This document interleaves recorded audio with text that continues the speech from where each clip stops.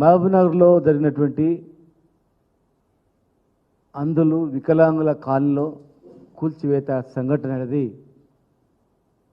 చాలా దురదృష్టకరం, చాలా బాధాకరం. మానవత్వం ఉన్నటువంటి ఏ ఒక్కరు కూడా చేయనటువంటి పని అది.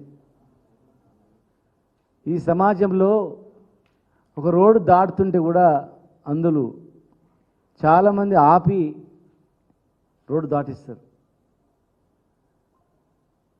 మొదలే కళ్ళు కనపట్లేదు, కాళ్ళు నడవడానికి లేదు,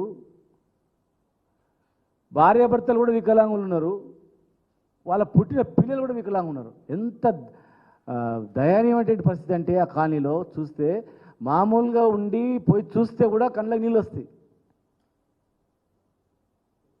ఇద్దరు ముగ్గురు పిల్లలు, అమ్మాయిలు, ముగ్గురు అందులే వికలాంగులే. టోటల్గా ఆ కాలనీ వికలాంగులు, అందుల కాలనీ అని చెప్పి కూడా బోర్డు ఏర్పాటు చేయబడింది.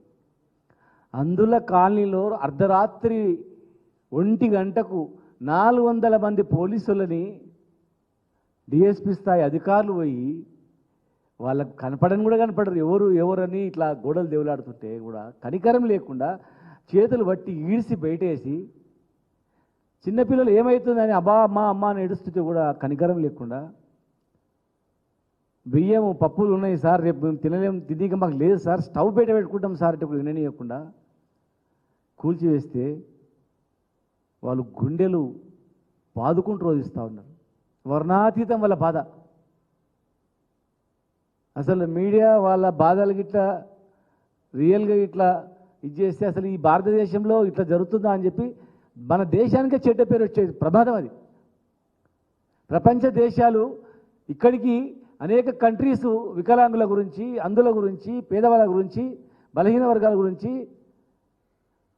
ఆహారం లేక వీక్ అయిన వాళ్ళ గురించి ఫుడ్డు రకరకాలు పంపిస్తారు, చలికి దుప్పట్లు పంపుతారు.